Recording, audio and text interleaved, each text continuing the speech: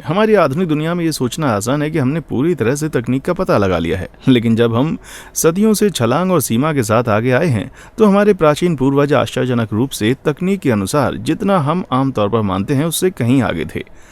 प्राचीन ऑटोमेटिक दरवाजों से लेकर 2000 साल पुराने कंप्यूटर्स तक कुछ ऐसी अद्भुत प्राचीन तकनीकों के लिए बने रहे जो अपने समय से बहुत आगे थीं। पुरातन अलार्म, चाहे वो आपके फोन पर हो या पुराने जमाने की अच्छी घड़ी, हम सभी को सुबह जल्दी उठने से डर होता है, लेकिन जितना आप इससे नफरत करते हैं आप इससे इनकार नहीं कर सकते कि ये उपयोगी है। हमारे कई प्राचीन पूर्वजों को उन्हें जगाने के लिए पहली रोशनी या स्थानीय मुर्गे के पंजे पर निर्भर रहना पड़ता था, लेकिन क्या होगा अगर आपको उन सभी प्राकृतिक वेकअप कॉल्स से पहले उठना पड़े। खैर, आश्चर्यजनक रूप से एक अवेकनिंग डिवाइस के विचार का पता 427 ईसा पूर्व तक लगाया जा सकता है। तकनीक का ये निफ्टी टुकड़ा हमें प्राचीन यूनानी फिलोसोफर प्लेटो के दिन में वापस ले जाता है। अब आधुनिक समाज और फिलॉसफी के बारे में हमारे कई विचारों की नींव रखने के साथ प्लेटो का शेड्यूल काफी टाइट था, इसलिए ये सुनिश्चित करने के लिए कि वो अपने विचारों को अपने छात्रों के साथ शेयर करने के लिए हमेशा तैयार रहें, उनके पास से एक अलार्म सिग्नल के साथ एक बड़ी पानी की घड़ी होने के रूप में दर्ज किया गया था, जो उठने का समय होने पर बजती थी। लेकिन रुको, रिवाइंड, वैसे भी पानी की घड़ी वास्तव में क्या है? क्या ये किसी प्रकार का ग्रीक मजाक था जिसमें किसी को पानी की बर्फीली बाल्टी से भिगोकर जगाना शामिल था? मेरा मतलब है कि ये निश्चित रूप से काम करेगा, है ना? खैर, बिल्कुल नहीं। आप देखते हैं, प्राचीन ग्रीस में घड़ियां वास्तव में कोई नई चीज नहीं थी, हालांकि वे कुछ भी वैसी नहीं दिखती थी जैसी आज हम देखते हैं। प्लेटो जैसी पानी की घड़ियों ने प्राचीन मिस्रवासियों के पहले के आविष्कार से प्रेरणा ली, जिनके बारे में माना जाता है कि उनके पास 1417 ईसा पूर्व से टाइम कीपिंग डिवाइस थे। पागल, है ना? उस समय पानी की घड़ियां ढलान वाली भुजाओं वाले पत्थर के बर्तन थे जो पानी को आधार पर एक छोटे से छेद से निरंतर दर से टपकने की अनुमति देते थे, जिससे उपयोगकर्ता को समय का ट्रैक रखने की अनुमति मिलती थी, क्योंकि पानी का स्तर कम हो जाता था। प्लेटो के प्राचीन ग्रीस में पानी की घड़ी के उनके संस्करण को क्लेप्सिड्रा कहा जाता था, जो ग्रीक अर्थ पानी चोर से लिया गया था। दुर्भाग्य से प्लेटो के उपकरण पर वास्तविक अलार्म फंक्शन का विशिष्ट विवरण स्पष्ट नहीं है। इसके अलावा सीटी बजाते केतली जैसी आवाज निकलती है। हालांकि लगभग 250 ईसा पूर्व में एक अन्य यूनानी इन्वेंटर सीटीसीबीएस द्वारा आविष्कार की गई एक अलग अलार्म घड़ी के बारे में दस्तावेज हैं। प्राचीन मिस्रवासियों की पानी की घड़ियों पर निर्माण सीटीसीबीएस के संस्करण को गियर संचालित सूचक के साथ लगाया गया था और इसमें एक डिटेल्ड अलार्म सिस्टम जोड़ा गया था। कंकड़ पूर्व निर्धारित समय पर बजने वाले गोंग डिवाइस में गिर जाते थे यदि केवल इसमें एक स्नूज बटन होता। ये उसी तरह से काम करता है जैसे एक घंटे का चश्मा करता है, लेकिन रेत के बजाय पानी के साथ। पानी एक स्रोत से एक छोटे से सटीक मापे गए छेद के माध्यम से एक बड़े बर्तन में बहता है, जिसमें एक उछाल वाली छड़ी तैरती है। जैसे जैसे बड़े बर्तन में पानी का स्तर बढ़ता गया, वैसे वैसे छड़ भी बढ़ती गई, जिसने एक पॉइंटर को एक समय इंडिकेटर के साथ लगाकर प्रति घंटा की गति से धकेला। रोमनों ने बाद में रोमन अंकों के साथ मार्केट एक घड़ी के चेहरे को शामिल करके इस पर निर्माण किया, जो हमारी आधुनिक घड़ियों से अधिक मिलता जुलता था। स्पेसिफाइड समय पर सीटीसीबीएस के डिजाइन के हाथ के एक कंकड़ को घंटी या गुंग पर धक्का देंगे, जो इससे कहीं अधिक सभ्य अलार्म के रूप में कार्य कर रहा है। क्या किसी और को ऐसा लगता है कि आधुनिक अलार्म टोन सीधे नरक की गहराई से आते हैं? लेकिन अलार्म एक तरफ लगता है। सीटीसीबीएस के प्रतिभाशाली आविष्कार को लगभग 1800 साल बाद तक एक नवीनता से ज्यादा कुछ भी नहीं माना गया था। जब आज हम जिन यांत्रिक अलार्म घड़ियों को पहचानते हैं, उनका आविष्कार किया गया था। सीटीसीबीएस के अलार्म घड़ियों के पीछे के प्रिंसिपल को ध्यान में रखते हुए अभी भी मौलिक रूप से आधुनिक अलार्म के समान थे। यह आश्चर्यजनक है कि दुनिया को पकड़ने में कुछ मिलेनियम लग गए। किसी भी तरह अगली बार जब आपका अलार्म आपको एक कठोर अवेकनिंग देता है, तो आप जानते हैं कि किसे धन्यवाद देना है ना? प्रारंभिक भूकंप डिटेक्टर। भूकंप भयानक से कम नहीं हो सकते। शुक्र है कि आज की आधुनिक तकनीक के साथ हम सेइसोमीटर्स नाम से जाने जाने वाले कुछ छोटे गैजेट्स के उपयोग से हजारों मील दूर से एडवांस फॉर्म पता लगाने में सक्षम है। आधुनिक तकनीक हमें भूकंप के दौरान पृथ्वी के कंपन को मापने के लिए इलेक्ट्रॉनिक सेंसर, एम्पलीफायर्स और रिकॉर्डिंग डिवाइस का उपयोग करने की अनुमति देती है, जिससे हमें विश्वसनीय रूप से उपयोगी पूर्व चेतना प्रणाली मिलती है। हालांकि इस तरह की शुरुआती पहचान तकनीक एक अति आधुनिक आविष्कार की तरह लग सकती है। आश्चर्यजनक रूप से भूकंप का पता लगाने के सरल तरीके वास्तव में बहुत लंबे समय से हैं। साल 132 ईसा में झांग हेंग ने चीन के हान दरबार में दुनिया का पहला सिस्मोस्कोप पेश किया। एक शानदार एस्ट्रोनॉमर, इंजीनियर और गणितज्ञ हेंग भूकंप की विनाशकारी प्रकृति के बारे में चिंतित थे। 780 ईसा पूर्व में एक भूकंप के बारे में इतनी शक्तिशाली कहानियां सुनने के बाद उन्होंने 3 नदियों के मार्ग को मोड़ दिया। तो स्पष्ट रूप से कुछ तैयारी की अनुमति देने के लिए भूकंप का जल्दी पता लगाना एक उपयोगी बात थी। लेकिन ऐसा जादू टोना कैसे काम करे? चलेगा। खैर, भूकंप के दौरान जमीन की गति को मापने के लिए सिस्मोग्राफ अनिवार्य रूप से अति संवेदनशील उपकरण है और यहाँ तक कि थोड़ी सी भी गति या ध्वनि से प्रभावित हो सकते हैं। इसलिए जर्मनी में ब्लैक फॉरेस्ट ऑब्जर्वेटरी में सिस्मोमीटर जैसे आधुनिक संस्करणों को प्रभावी ढंग से कार्य करने के लिए सुपर आइसोलेटेड शांत स्थानों की आवश्यकता होती है। लेकिन झांग हेंग ने बिना किसी बिजली के उपकरण के इस तरह का माप कैसे हासिल किया? खैर, हेंग का यंत्र एक बड़ा कांस्य जार था जो लगभग 6 फीट डायमीटर का था, जो 8 कांस्य ड्रैगन सिर से घिरा हुआ था। प्रत्येक कंपास की दिशा का प्रतिनिधित्व करता था। ऊपर लटका हुआ बर्तन के आधार पर 8 खुले मुंह वाले कांस्य मेढक। यदि भूकंप आता है तो डिवाइस के अंदर एक अत्यधिक संवेदनशील पेंडुलम परेशान हो जाता है, जिससे एक ड्रैगन के मुंह से एक छोटी नाजुक रूप से निलंबित तांबे की गेंद निकल आएगी। ये नीचे मेढक के मुंह में उतरेगा। ये दर्शाता है कि गड़बड़ी किस दिशा से आई थी। सैकड़ों मील दूर हेंग का आविष्कार उस समय टोना टोटका जैसा लग रहा होगा, और अब भी ये सोचना आश्चर्यजनक है कि लगभग 2000 साल पहले इतना सटीक उपकरण कैसे मौजूद हो सकता था। इन दिनों हम अभी भी हेंग के मूल सिद्धांतों का उपयोग कर रहे हैं, हालांकि थोड़ा अपग्रेड किया गया। हमारे शीर्ष भूकंप विज्ञानी अब क्वांटम कंप्यूटर और एआई का उपयोग करते हैं, जो कि पृथ्वी की जियोलॉजिकल लेयर्स के माध्यम से यात्रा करने वाली एनर्जी की वेव्स को मापकर भूकंप के स्थान और परिणाम का पता लगा सकते हैं। लेकिन हेंग के समय में उनके उपकरण की सटीकता यकीनन उतनी ही प्रभावशाली थी जितनी आज के हाईटेक कंप्यूटर हैं। हेंग की मृत्यु के बाद के वर्षों में उनकी चमत्कारी मशीन दुखद रूप से खो गई थी, लेकिन शुक्र है कि पैटर्न अभी भी मौजूद है। हालांकि कोई भी ओरिजिनल रिपोर्ट की सटीकता को पूरी तरह से दोहराने में सक्षम नहीं है, फिर भी मुझे यकीन नहीं है कि मैं कार्रवाई में पूरी तरह से सटीक देखने के लिए वहां पर रहना चाहूंगा। डिवाइन ऑटोमेशन प्राचीन यूनानी संस्कृति के लोगों के लिए देवी देवता पूर्ण आकर्षण का स्रोत थे और हर कोई ईश्वरीय चमत्कारों को अपनी आंखों से देखना चाहता था। पहली शताब्दी ईस्वी के दौरान प्रसिद्ध ग्रीको मिस्र के शहर अलेक्जेंड्रिया में ये इच्छा पूरी होने वाली थी, लेकिन इसके पीछे वास्तव में देवता नहीं थे। आप देखिए, उस समय के सबसे प्रभावशाली इन्वेंटर्स में से एक अलेक्जेंड्रिया का बगुला था, एक ग्रीको मिस्र के गणितज्ञ और इंजीनियर जिन्हें अब सभी समय के महानतम इन्वेंटर्स में से एक माना जाता है। वो कुछ बहुत ही निराला इनोवेशन साथ लेकर आया था, जिसे उस समय कई लोग असली जादू का काम मानते थे। इस तरह के एक आविष्कार में, जिसे मशीन 37 नाम दिया गया था, बनाया गया जादू वास्तव में पहला वर्जन, जिसे अब हम ऑटोमेटेड दरवाजे के रूप में रेफर करते हैं। उनकी प्रार्थना के समय में थोड़ा वाव फैक्टर जोड़ने का तरीका खोज रहे हैं। नगर के योजकों ने अपने मंदिर के किवाड़ों को सुगंधित करने के लिए हेरोन को नियुक्त किया। हेरोन का विचार इंजीनियरिंग प्रतिभा का एक द्वार खोलने वाला कारनामा था। पुजारी बंद मंदिर के दरवाजों द्वारा स्थापित अल्टार्स पर आग लगाते थे, जिससे एक्सपेक्टेड मंडली के पैरों के नीचे घटनाओं की एक गुप्त श्रृंखला शुरू होती थी।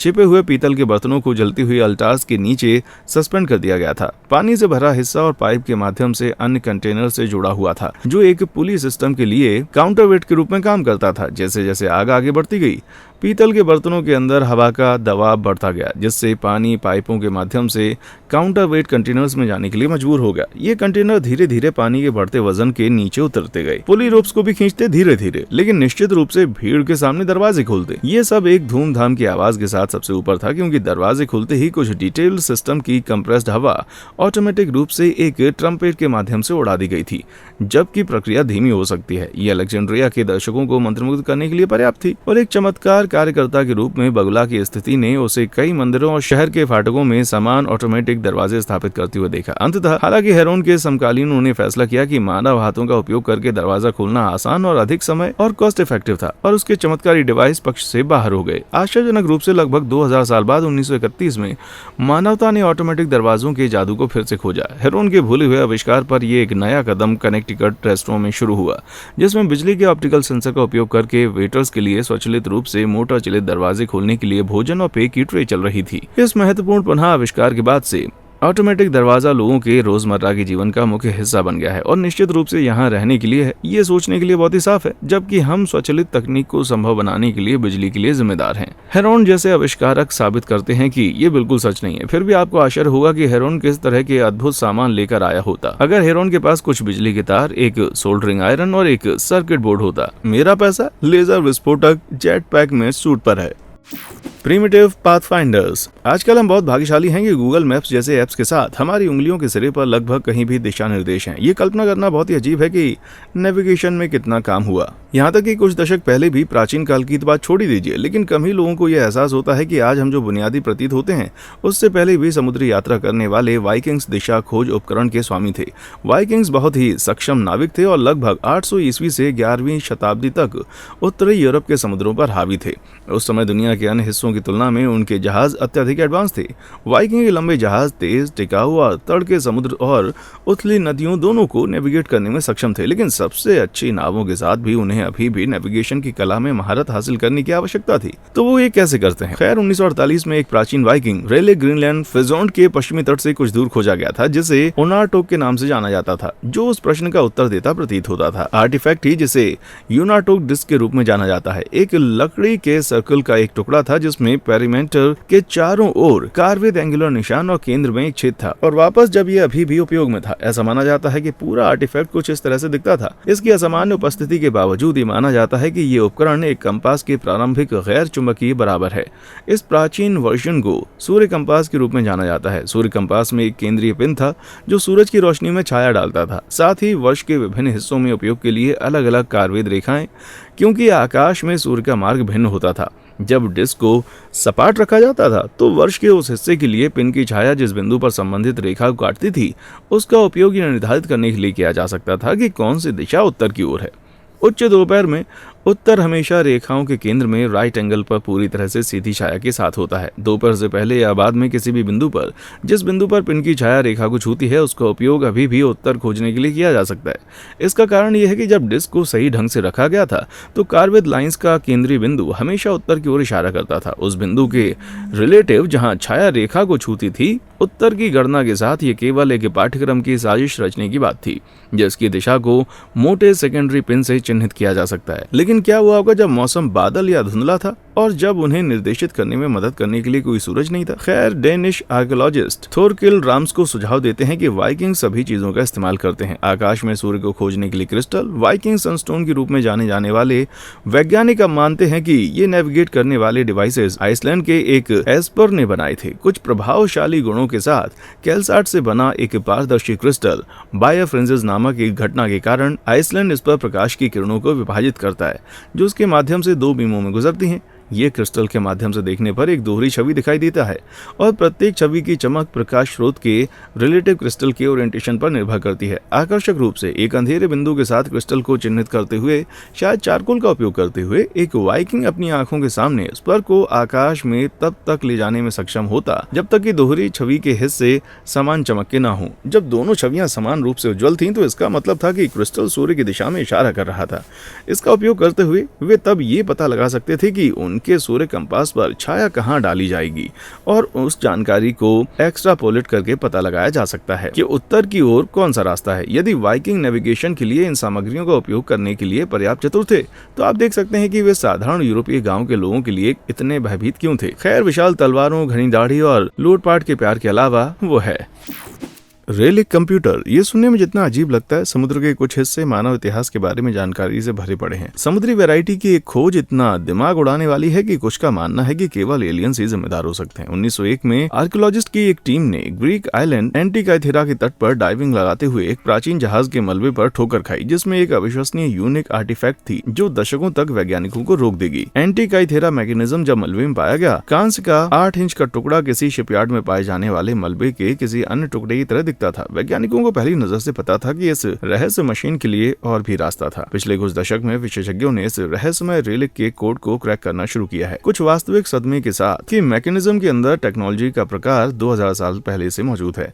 जब इसे बनाया गया था, बेहद जटिल मशीन में अलग अलग आकार के 37 गियर होते हैं, जिनमें दांतों के किनारों को बेहद सटीक रूप से काटा जाता है। माना जाता है कि इन गियर्स ने इतनी जटिलता के साथ सेमी ऑटोमेटेड प्रोसेस की एक श्रृंखला में एक साथ काम किया है, जिसे विशेषज्ञों ने दुनिया का पहला कंप्यूटर खोजने का नाम दिया है। तो एंटिकाइथेरा मैकेनिज्म ने वास्तव में क्या किया? खैर कई वर्षों और कई अलग अलग विशेषज्ञ राय के बाद ये निर्धारित किया गया है कि ये सो कॉल्ड कंप्यूटर कैलेंडर को ट्रैक करने, सूर्य ग्रहण की भविष्यवाणी करने और ओलंपिक खेलों के बीच का समय निर्धारित करने जैसे कार्यों को करने में सक्षम था। गियर के मैरिड और स्विच का उपयोग करते हुए हाथ से चलने वाला उपकरण कुछ हद तक सौरमंडल के एक मैकेनिकल मॉडल के समान कार्य करता है, केवल कई और वेरिएबल्स के साथ।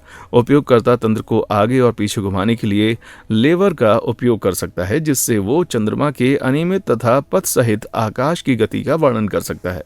मैकेनिकल कॉम्प्लेक्सिटी के इस स्तर ने वास्तव में विशेषज्ञों को पानी से बाहर निकाल दिया, विशेष रूप से इस तथ्य को देखते हुए कि 1300 के दशक के मध्य तक समान परिष्कार के तंत्र फिर से विकसित नहीं हुए थे।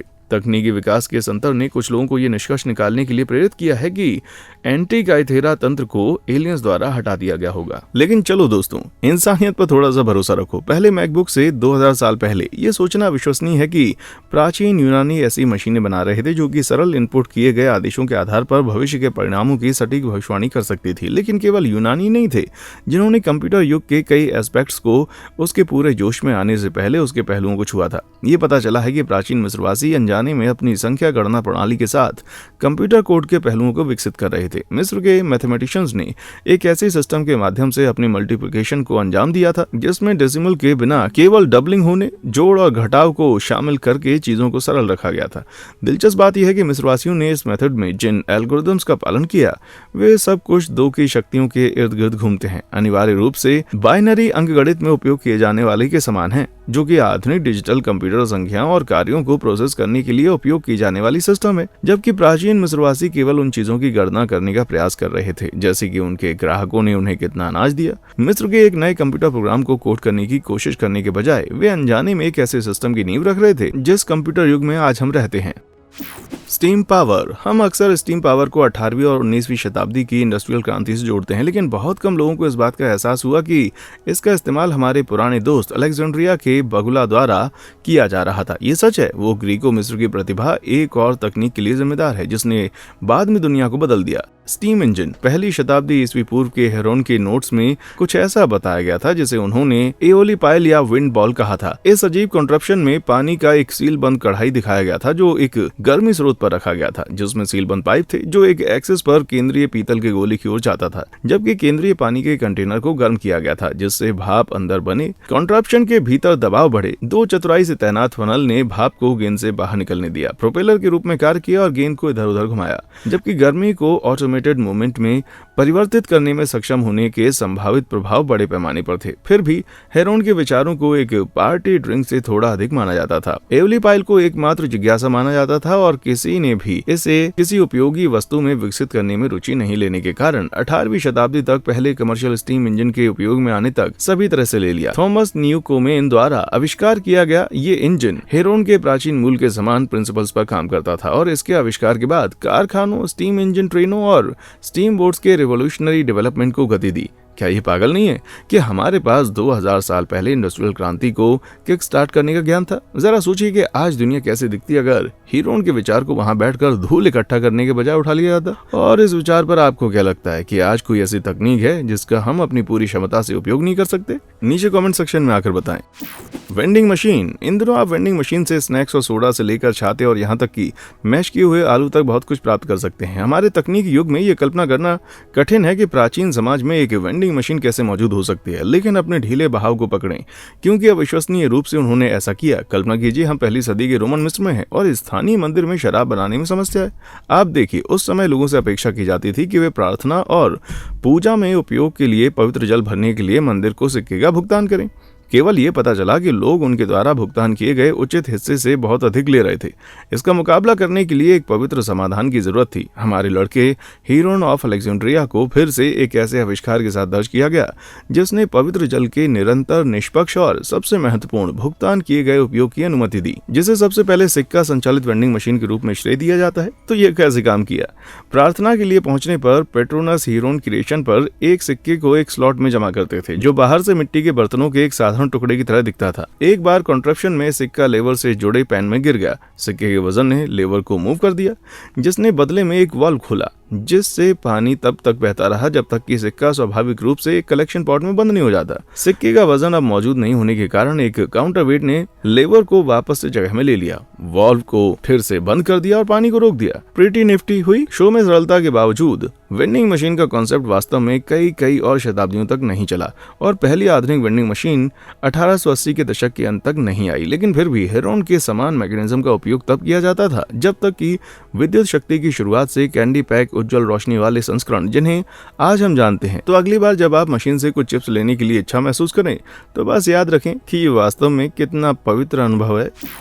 रेलेग रेफ्रिजरेटर। रसोई के मुख्य आधार जो रेफ्रिजरेटर हैं, जैसा कि हम जानते हैं, वे पिछले 100 वर्षों में ही अस्तित्व में आए हैं। आप ये मान सकते हैं कि इस सुविधा से पहले लोगों के पास भोजन को प्रिजर्व करने के लिए अन्य तरीकों की ओर मुड़ने के अलावा और कोई विकल्प नहीं था। जैसे कि मांस खाने की क्षमता को लंबा करने के लिए उसे लंबे समय तक पकाया और सुखाया जाता था। लेकिन आश्चर्यजनक रूप से कुछ प्राचीन इंजीनियर्स बर्फ को स्टोर करने की तकनीक में महारत हासिल करने में सक्षम थे और सभी जगहों पर मध्य पूर्वी रेगिस्तान के केंद्र में प्राचीन फारसियों ने बड़े पैमाने पर चिलर का आविष्कार करने वाली पहली सभ्यताओं में से एक थे। ऐसा लगभग 400 ईसा पूर्व तक किया गया था। यखचल या बर्फ के गड्ढे के रूप में जानी जाने वाली इन विशाल संरचनाओं का उपयोग न केवल बर्फ को स्टोर करने के लिए किया जा सकता है, बल्कि इसे बनाने के लिए भी उच्च ऊंचाई पर स्थित रेगिस्तानी भूमि की लो ह्यूमिडिटी और ठंडी रात की जलवायु का लाभ उठाकर किया जा सकता है। पानी और बर्फ, जिनमें से कुछ को कभी कभी आसपास के पहाड़ों से लाया जाता था, अंडरग्राउंड कंटेनर स्थान में स्टोर किया जाता था, जो रात भर जम जाता था क्योंकि रेगिस्तान का तापमान ठंड से नीचे चला जाता था। एक बार पानी जम जाने के बाद इसे ब्लॉक्स में काट दिया जाता था ताकि पीने और अन्य उद्देश्यों के लिए पानी को आसानी से यखचल से बाहर ले जाया जा सके। आधुनिक रेफ्रिजरेटर के इस प्राचीन प्रिकर्सर में एक कोनिकल स्ट्रक्चर थी जो शीर्ष पर खुलने के माध्यम से गर्म हवा को ऊपर और बाहर निर्देशित करती थी।